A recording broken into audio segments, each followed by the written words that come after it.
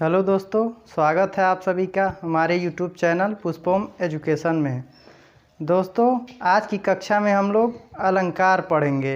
अलंकार जो कि परीक्षा की दृष्टि से अत्यंत महत्वपूर्ण टॉपिक है। अलंकार से बहुत सारे क्वेश्चन आते हैं, जैसे सीआरपीएफ हो गया, यूपी टीजीटी पीजीटी हो गया, फिर टेट सीटेट हो गया, फिर यूपीएसआई का हो गया, फिर यूपीपी का हो गया। ऐसे विभिन्न परीक्षाएं और भी हैं जिसमें हिंदी व्याकरण हो, उसमें अलंकार से क्वेश्चन बनते हैं। तो आज की कक्षा में हम अलंकार पढ़ेंगे। कल की कक्षा में हम लोग कारक पढ़े थे और कारक में जो भी चीज़ें आती हैं उन चीज़ों को मैंने बता दिया था। आज हम लोग अलंकार के बारे में अध्ययन करेंगे, अलंकार को जानेंगे कि अलंकार किसे कहते हैं। तो हम लोग इसकी व्युत्पत्ति से शुरुआत करते हैं। सबसे पहले तो इसकी व्युत्पत्ति देखेंगे कि अलंकार की व्युत्पत्ति किससे होती है। तो अलंकार की व्युत्पत्ति दो शब्दों से मिलकर के बना है, अलम धन कार। अलम धन कार बराबर हो जाता है अलंकार। इसको आप देखेंगे कि अलम धनकार बराबर हो जाता है अलंकार। अब अलम का मतलब क्या होता है? अलम का मतलब होता है शोभा और कार का मतलब होता है करने वाला। इसका शाब्दिक अर्थ हो जाता है अलंकार का कि शोभा करने वाला। ये इसकी व्युत्पत्ति अलम धनकार दो शब्दों से मिलकर के हुई है। अलम का मतलब होता है शोभा, अकार का मतलब होता है करने वाला। अब अलंकार का जो अर्थ होता है, अलंकार का अर्थ होता है आभूषण। अलंकार का अर्थ आभूषण भी होता है और अलंकार का मतलब होता है कि अलंकार करने वाला, अर्थात शोभा बढ़ाने वाला। अब इसको हम समझेंगे कि जिस प्रकार स्त्री अपनी शोभा को बढ़ाने के लिए, अपनी सुंदरता को बढ़ाने के लिए विभिन्न आभूषणों का प्रयोग करती है, उसी प्रकार हिंदी व्याकरण में या फिर हिंदी साहित्य में काव्य की शोभा बढ़ाने के लिए हम लोग अलंकार का प्रयोग करते हैं। अलंकार के द्वारा ही काव्य की शोभा बढ़ती है। काव्य की शोभा बढ़ाने वाले उपकरणों को हम अलंकार कहते हैं। जिस प्रकार एक स्त्री अपनी सुंदरता को बढ़ाने के लिए आभूषण का प्रयोग करती है, ठीक उसी प्रकार काव्य की शोभा बढ़ाने के लिए साहित्य में अलंकार का प्रयोग होता है। साहित्य में अलंकार का प्रयोग किया जाता है। काव्य की शोभा बढ़ाने वाले उपकरणों को हम अलंकार कहते हैं। एक लाइन में इसकी परिभाषा यही है कि काव्य की शोभा बढ़ाने वाले उपकरणों को हम अलंकार कहते हैं। अलम धनकार, अलम का मतलब होता है शोभा और कार का मतलब होता है करने वाला। अलंकार का शाब्दिक अर्थ हो जाता है शोभा करने वाला, या फिर अलंकार का मतलब होता है आभूषण। तो जिस प्रकार कोई स्त्री अपनी सौंदर्यता को बढ़ाने के लिए आभूषण का प्रयोग करती है, उसी प्रकार हम लोग काव्य की शोभा बढ़ाने के लिए अलंकार का प्रयोग करते हैं। ये तो हो गई इसका परिभाषा, इसका अर्थ। अब इस आगे हम देखेंगे कि जो काव्यशास्त्र में इसकी परिभाषा है। काव्यशास्त्र में जो भरत मुनि हैं, जिन्होंने नाट्यशास्त्र ग्रंथ की रचना की है, भरत मुनि कहते हैं कि अलंकरोति इति अलंकारः। ये परीक्षाओं में पूछता भी है कि अलंकरोति इति अलंकारः यह किसने कहा है। तो आप याद रखेंगे, इसको भरत मुनि ने कहा है। अलंकरोति इति अलंकारः अर्थात जो अलंकृत करता है वही अलंकार है। जो शोभा बढ़ाता है वह अलंकार है। चाहे वो काव्य की शोभा बढ़ाए या फिर किसी स्त्री की शोभा बढ़ाए, जो शोभा बढ़ाता है या फिर जो सुंदरता को बढ़ाता है, जो अलंकृत करता है, वही क्या है? अलंकार है। अलंकरोति इति अलंकारः, यह किसने कहा है? यह भरत मुनि ने कहा है अपने ग्रंथ, जो इनका ग्रंथ है नाट्यशास्त्र। नाट्यशास्त्र में भरत मुनि ने कहा है कि अलंकरोति इति अलंकारः अर्थात जो अलंकृत करता है या फिर जो शोभा बढ़ाता है, जो सुंदरता को बढ़ाता है, वही अलंकार होता है।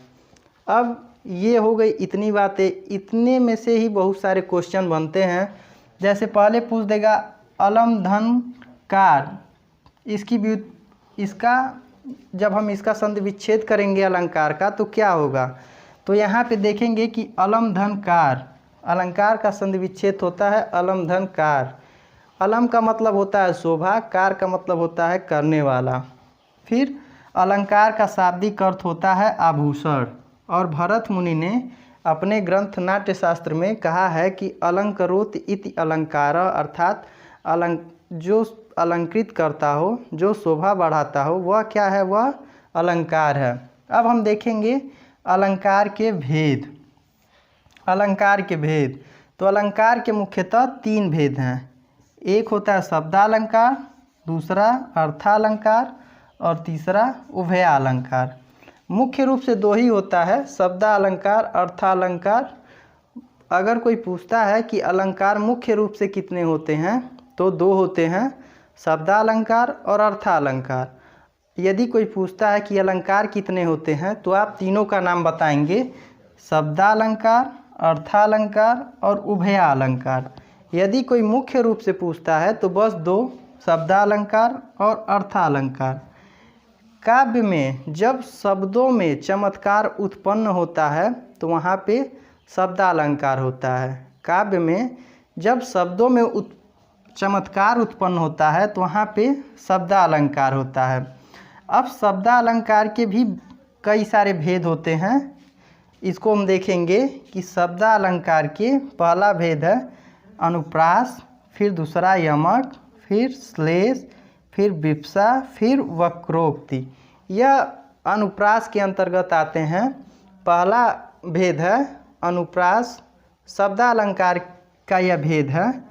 शब्दालंकार का पहला भेद है अनुप्रास, फिर दूसरा भेद है यमक, तीसरा है श्लेष, चौथा है विप्सा, 5वां है वक्रोक्ति।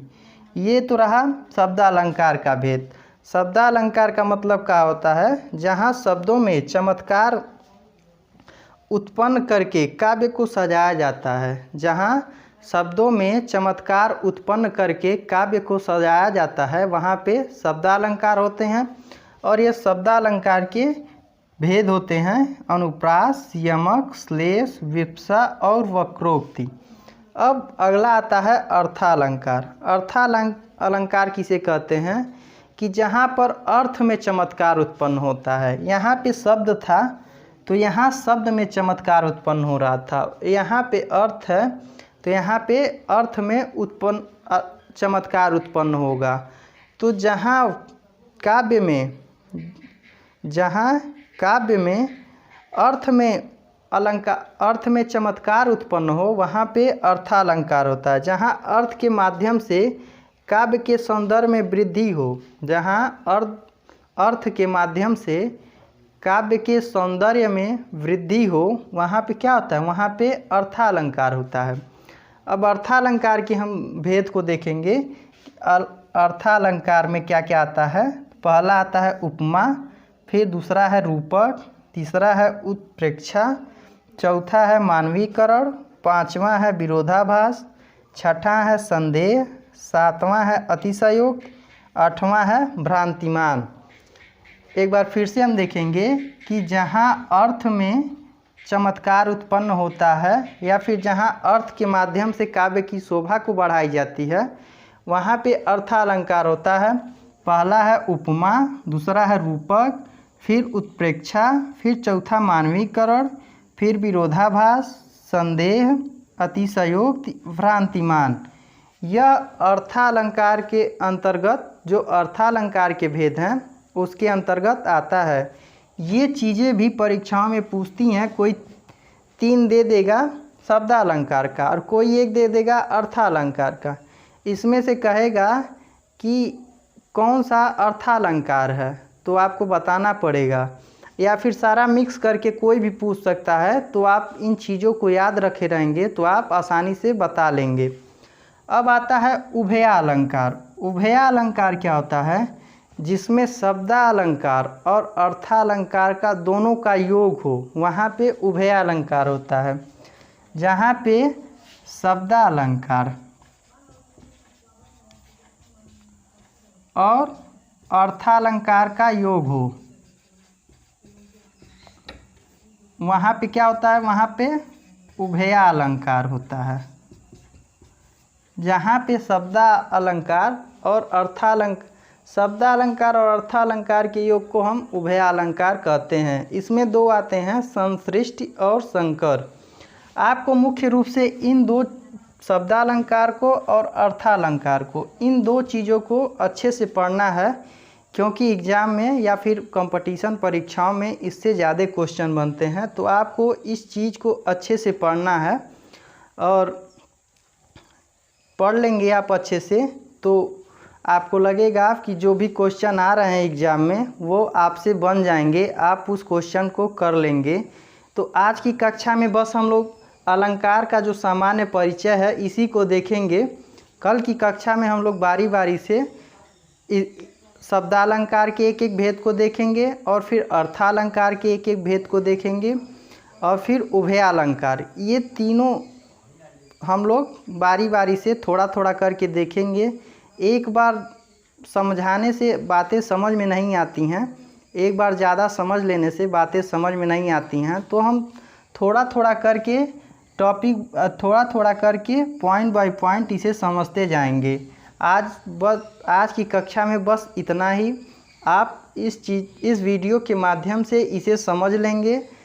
किसी भी चीज़ को जानने के लिए सर्वप्रथम उसका परिचय ज़रूरी होता है। जब हम किसी चीज़ को जानते हैं, चाहे हमसे कोई व्यक्ति ही मिलता है, तो हम पहले उसका परिचय जानते हैं, उसके परिचय के माध्यम से हम उसको जानते हैं। ठीक उसी प्रकार जब हम कोई टॉपिक पढ़ते हैं या फिर कोई पाठ पढ़ाया जाता है, तो सर्वप्रथम उसके परिचय को जानना चाहिए कि उसमें परिचय क्या है, उसका परिचय क्या है। तो आज की कक्षा में मैंने अलंकार का परिचय दे दिया है। अब हम कल की कक्षा से जो शब्दालंकार, जो इसके भेद हैं, इसके भेद को जानने का प्रयत्न करेंगे और एक एक को देखते जाएंगे। आज की कक्षा में बस इतना ही। आप वीडियो को शुरू से लेकर अंत तक ज़रूर देखिएगा और अपने मित्रों तक भी शेयर करिएगा, और कल हम इसके भेद को देखेंगे। आज के लिए बस इतना ही। आप वीडियो को ज़रूर देखिएगा। धन्यवाद।